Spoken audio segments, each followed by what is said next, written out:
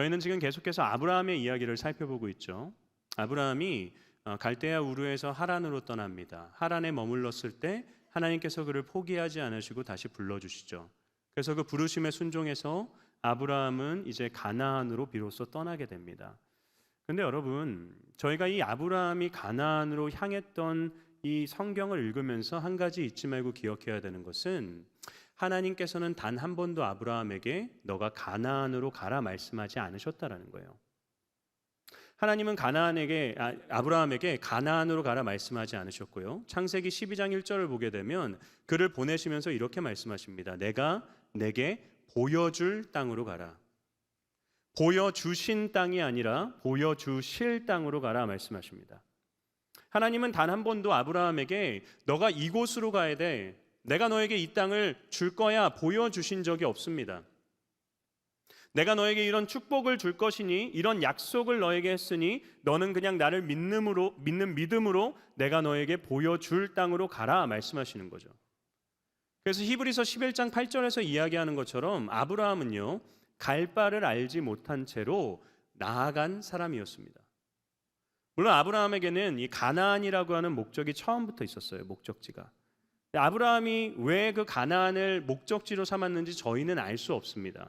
근데 분명한 건 하나님께서 아브라함에게 자, 이제 너는 가나안으로 가야 돼 말씀하신 적이 없다라는 거죠. 여러분, 아브라함이 길을 떠납니다. 자신의 모든 삶을 다 내어 던지고요. 또한 자신과 함께 하는 가족들을 다 이끌고 전혀 낯선 미지의 땅으로 출발을 한 것이죠. 근데 그 길을 가는 내내 하나님께서는 아브라함에게 나타나지 않으세요. 그래서 야, 이 길이 맞아, 저 길이 맞아, 아니야, 글로 가면 안 돼, 이쪽으로 가야 돼, 그런 말씀을 전혀 하지 않으십니다. 아브라함에게 있어서 더 힘들었을 것은 뭔지 아십니까? 5절을 보게 되면 아브라함이 마침내 가나안에 들어가게 돼요. 자기가 목적지로 삼았던 가나안 땅으로 갑니다. 메소포타미아 지방이라고 하는 자신의 고향 땅을 떠났어요. 유브라데 강을 건넜습니다. 이제 새로운 가나안 지방에 도착을 했는데 하나님은 나타나지 않으십니다.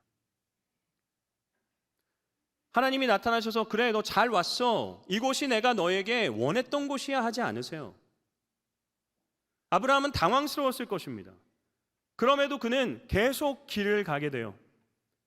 그리고 그가 세겜 땅에 모래 상수리 나무라는 곳에 이르렀을 때 비로소 하나님이 그에게 나타나십니다.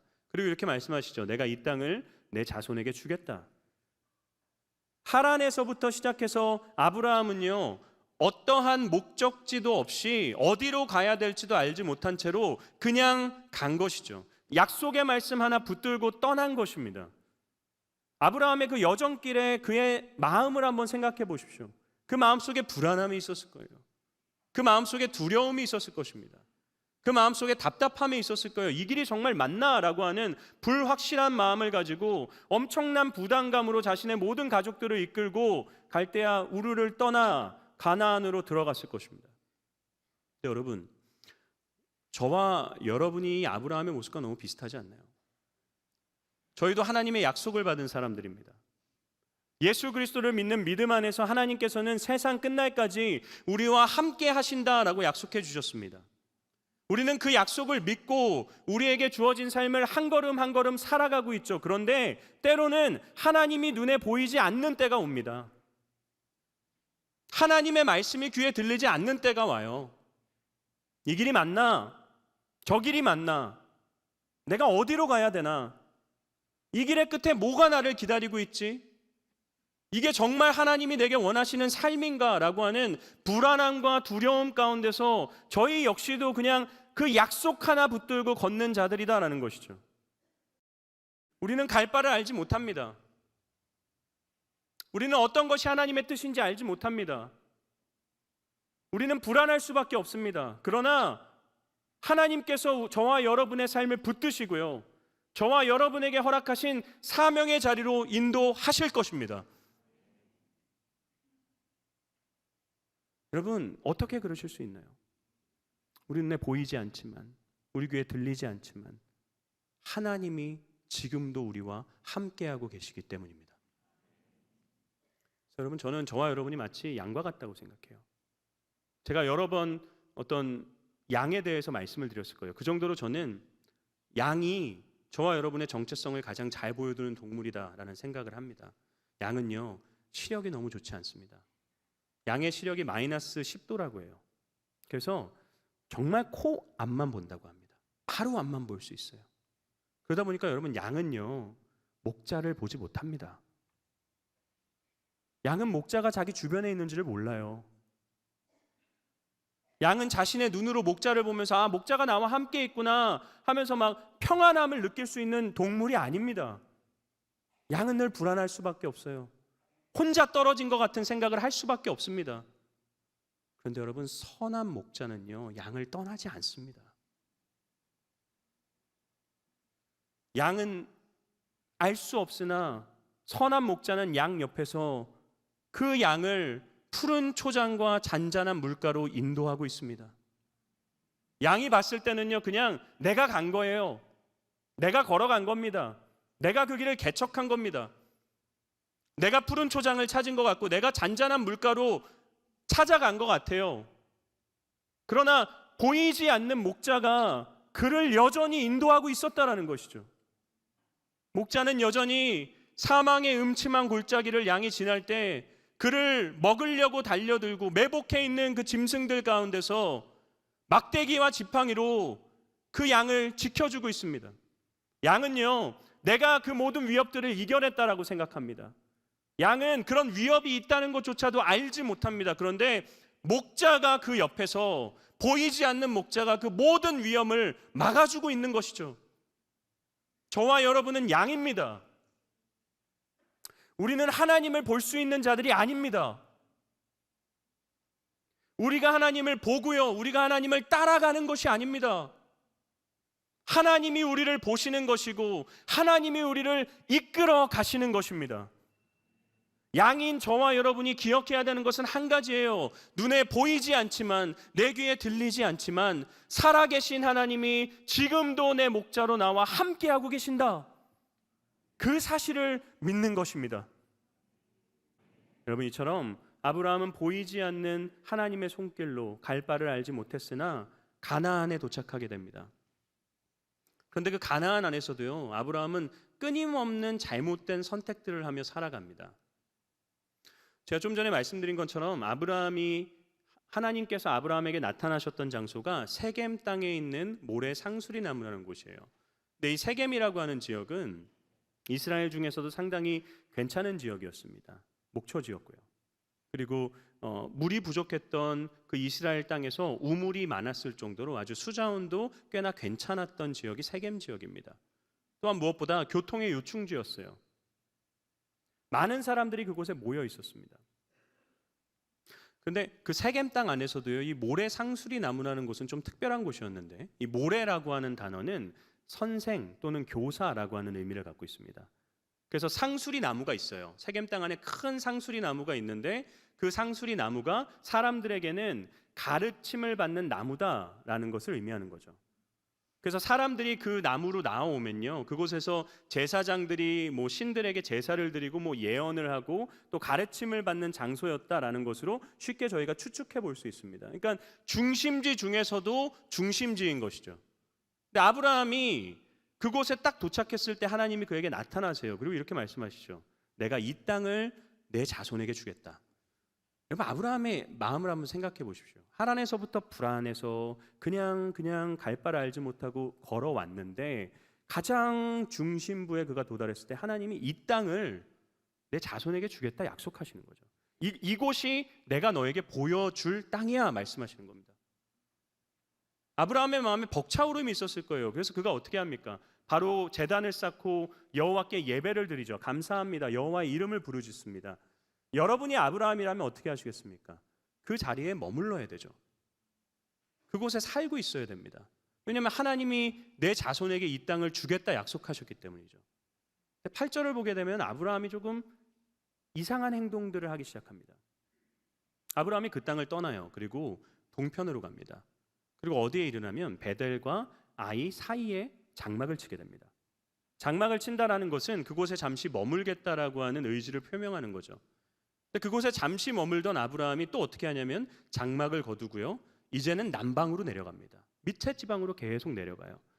그래서 그 네게브라고 하는 그 황무지와 같은 남쪽 이스라엘로 내려가게 됩니다. 그리고 그 네게브에서 멈추지 않고요. 더 내려가서 10절을 보게 되면 그가 애굽 땅, 약속의 땅인 가나안을 벗어나서 애굽으로까지 내려가게 됩니다. 여러분 이게 뭘 보여주는 건가요? 하나님이 약속하신 이 세겜 땅을 그가 떠나서 점차 하나님으로부터 멀어지고 있다라는 것을 성경이 보여주고 있는 것입니다. 이게 참 상징적인데요. 아브라함이 베델과 아이 사이에 머물렀다라고 하죠. 근데 사실 여러분 베델이라고 하는 지역의 옛 이름이 뭔지 아십니까? 루스라는 곳이에요. 루스. 근데 이 루스라는 곳이 이스라엘 백성들에게 언제부터 베델로 불리게 되는데요. 언제부터 불리게 됐나요? 아브라함의 손자였던 야곱의 때부터. 하나님이 그곳에 루스에 있었던 야곱에게 나타나신 후에 야곱이 돌기둥을 세우면서 과연 이곳에 하나님이 계셨다라고 하면서 그곳의 이름을 베델로 부르기 시작하는 거죠. 그러니까 아브라함이 있었을 때 그 땅의 이름은 루스였습니다. 그런데 이 성경을 기록했던 모세는 왜 루스와 아이 사이가 아니라 베델과 아이 사이라고 굳이 표현하고 있는 걸까요? 이걸 대조하고 싶은 거예요, 여러분. 베델의 의미는 무엇입니까? 베델은 하나님의 집이라는 뜻이죠. 아이는 성읍을 가리키는 단어이지만 그 어떤 근본 뿌리는 사악하다 또는 황폐하다라고 하는 의미를 가진 단어로부터 비롯된 단어입니다. 무엇과 무엇 사이에 있는 건가요? 하나님의 집과 사악한 세상 사이에 아브라함이 위치하고 있다는 것을 보여주는 겁니다. 세겜 땅에서 하나님의 약속의 땅에 있었어요. 그런데 동편으로 갑니다. 그리고 그는 하나님의 집과 세상 사이에 머물게 됩니다. 다시 하나님께로 나아갔어야 되는 건데 남방으로 내려갑니다. 점차 약속의 땅에서 멀어집니다. 그리고 애굽으로까지 흘러 들어가게 되었다라는 것을 성경이 우리에게 보여주는 거예요. 여러분 왜 아브라함은요 그 약속의 땅을 벗어나서 계속 하나님의 그 약속하신 땅도 아닌 애굽으로까지 갔던 걸까요? 6절 말씀에서 그 힌트를 한번 생각해 볼 수 있습니다. 6절을 읽어보겠습니다. 시작. 아브라함이 그 땅을 지나 세겜 땅 모래 상수리 나무에 이르니 그때 가나안 사람이 그 땅에 거주하였더라. 성경이 뭘 밝히고 있나요? 그때에 가나안 사람들이 그 땅에 거주했다. 이 세겜 땅 모래 상수리 나무는 워낙 좋은 곳이었기 때문에 거기에 많은 가나안 사람들이 이미 살고 있었어요. 아브라함은 그곳에서 이방인으로서 강을 건너온 사람으로서 정착하기가 쉽지 않았을 것입니다. 그래서 밀려났을 거예요. 그게 아니라면 아브라함이 굳이 풍요로웠던 북쪽 이스라엘을 떠나서 황무지였던 남쪽 이스라엘로 내려와야 될 이유가 없었기 때문입니다. 정착할 곳을 찾았으나 정착하지 못하고 받아들여지지 못하고 계속해서 쫓겨나는 상황이었다는 거죠. 그렇게 10절에 네게브 땅에까지 도착을 했는데 어떤 일이 생기게 되나요? 기근이 찾아오게 됩니다. 설상가상이죠. 아브라함의 마음에 분노가 있지 않았을까요, 여러분? 약속 하나 붙들고 하란을 떠나서 가나안 땅에 도착했습니다. 그 땅에서 환영받지도 못하고 이 땅을 내게 주시겠다고 했는데 이미 주인들에 의해서 나는 정착도 못하는 거예요. 흘러 황무지와 같은 곳에 이르렀는데 그곳에 내가 도착했을 때 기근이 일어나는 겁니다.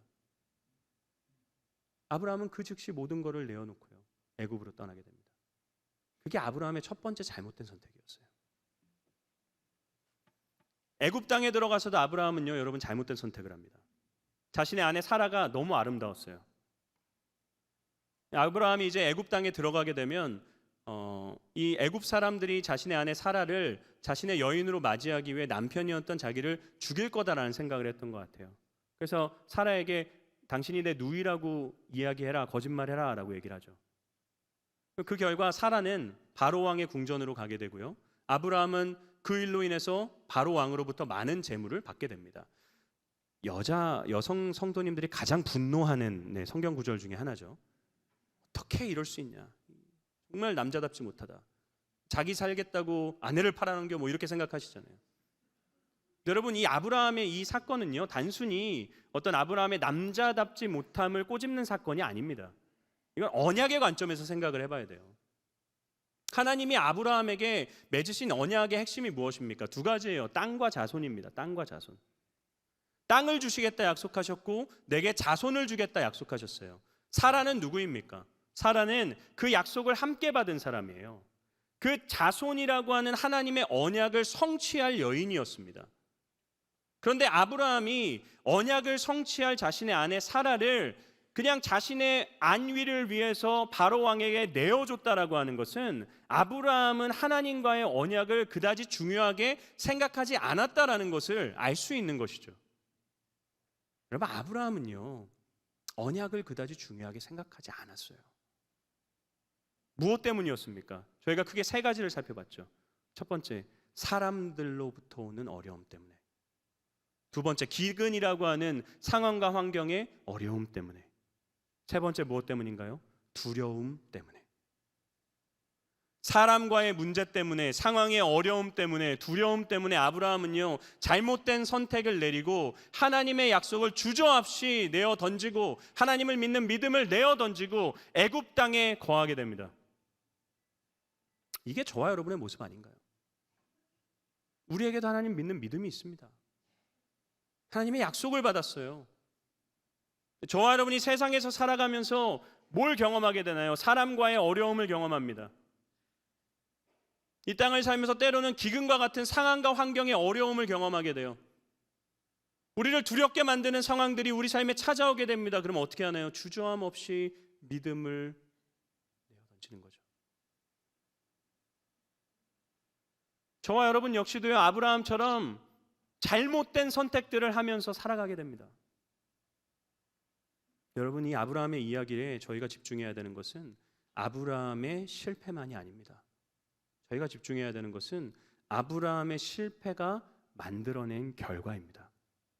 아브라함의 실패는요, 조금 이상한 결과를 만들어내게 됩니다. 그 결과가 무엇일까요? 창세기 12장 19에서 20절입니다. 함께 읽어보겠습니다. 큰 소리로 시작. 내가 어찌 그를 누이라 하여 내가 그를 데려다가 아내를 삼게 하였느냐.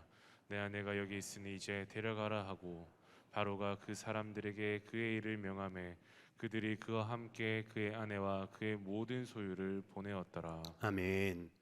여러분, 떠돌이였던 아브라함이 자신의 땅에 들어와서 왕이었던 자신을 속였어요. 여러분 같으면 어떻게 하시겠습니까? 아브라함을 즉결 처분할 수밖에 없죠. 근데 바로는요, 그 아브라함을 그냥 그대로 보내줍니다. 더 나아가 그가 사라를 데려오면서 주었던 그 모든 재산까지도 아브라함 손에 그대로 돌려서 다시 가나안 땅으로 보내게 돼요. 도저히 예상하지 못했던, 예측할 수 없었던 아브라함의 잘못된 선택은 원래 그를 죽음으로 내몰았어야 되는데 그는 죽지 않습니다. 그는 오히려 더 많은 가나안 땅에 정착할 수 있는 돈을 가지고 올라오게 됩니다. 이 이상한 결과가 어떻게 만들어지게 되었나요? 17절 말씀을 읽어보겠습니다. 시작.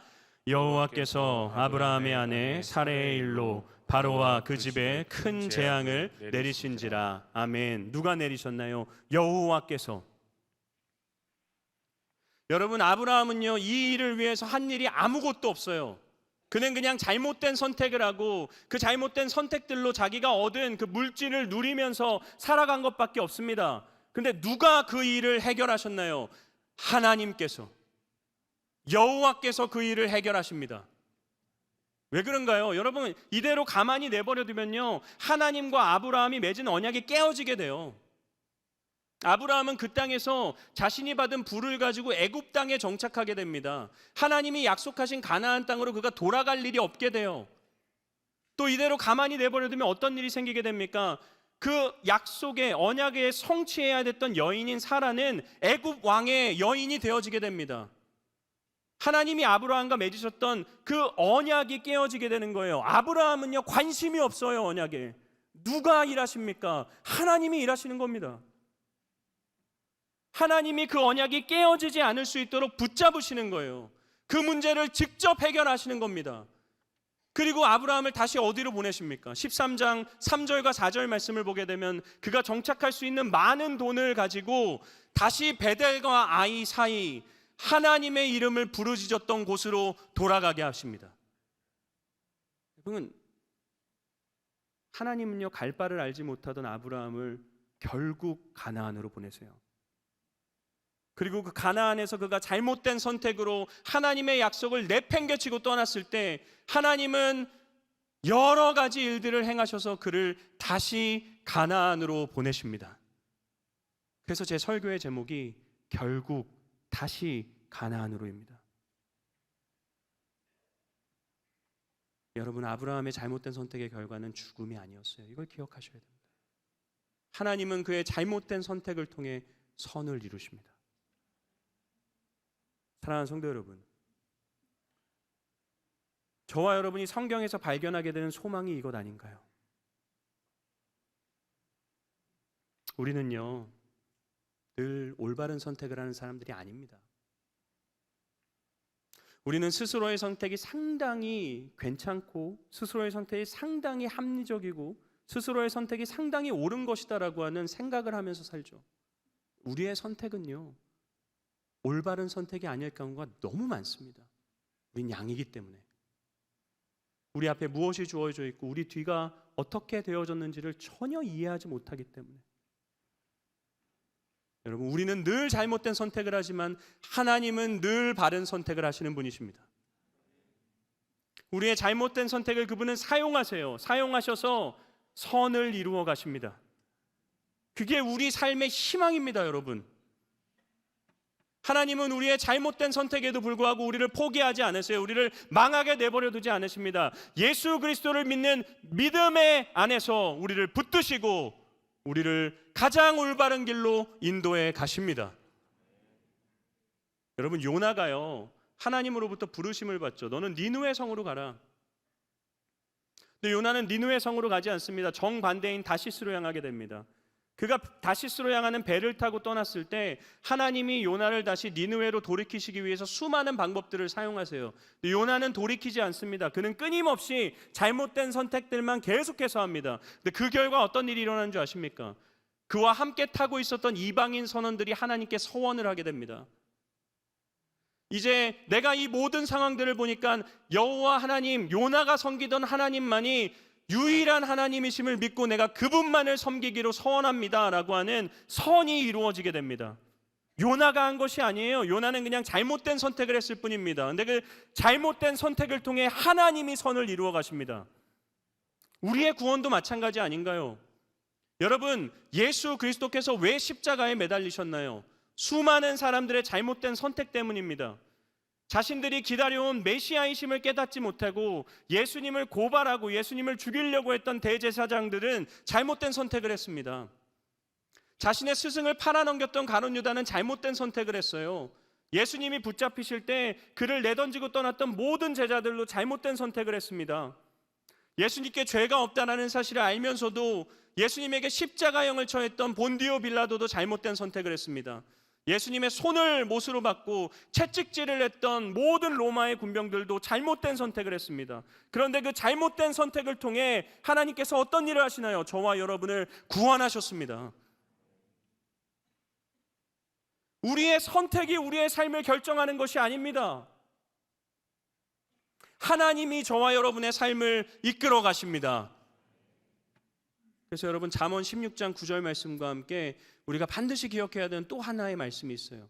로마서 8장 28절입니다. 함께 읽어보겠습니다. 시작. 우리가 알거니와 하나님을 사랑하는 자 곧 그의 뜻대로 부르심을 입은 자들에게는 모든 것이 합력하여 선을 이루느니라. 아멘. 모든 것이 합력하여 선을 이룬다고 합니다. 이 말은 내가 잘못한 모든 것들이 다 그냥 자동으로 선이 된다는 것을 의미하는 것이 아닙니다. 영어 성경에는 이렇게 얘기해요. God works. 하나님이 일하신다. 보이지 않지만 하나님이 여전히 일하셔서 나의 잘못된 선택을 사용하셔서 합력하여 선을 이루어 가신다. 우리가 이걸 믿는 자들 아닙니까? 저와 여러분은 갈 바를 알지 못한 대로 갈 것입니다. 우리는 막 계획을 하지만 그 계획이 올바른 길인지 선인지 우리는 알 수 없습니다. 우리는 그냥 가는 것입니다. 하나님이 나와 함께 하신다는 약속을 믿고 걸을 뿐입니다. 그런데 눈에 보이지 않는 하나님은 우리와 함께 하시고 우리의 삶을 이끌어 가십니다. 저와 여러분의 선택은요, 올바르지 않을 가능성이 너무 많습니다. 우리의 이익을 위해, 우리의 유익을 위해 근시안적인 태도로 선택할 가능성이 높습니다. 그러나 그 선택이 우리를 망하게 하지 않습니다. 하나님이 일하셔서 합력하여 선을 이루어 가실 것입니다. 사랑하는 성도 여러분, 나의 노력과 나의 능력과 나의 계획과 나의 열심을 신뢰하지 마십시오. 우리는 신뢰할 수 있는 자들이 아닙니다. 하나님을 믿는 것입니다. 하나님을 붙드는 것입니다. 하나님이 우리를 또다시 일상의 자리로 보내십니다. 그곳에서 다시 결국 우리를 가나안으로 인도하실 하나님을 기억하시며 한 주에 주어진 삶 가운데 주를 믿는 믿음 안에서 살아갈 수 있는 저와 여러분 될 수 있기를 주님의 이름으로 축원합니다.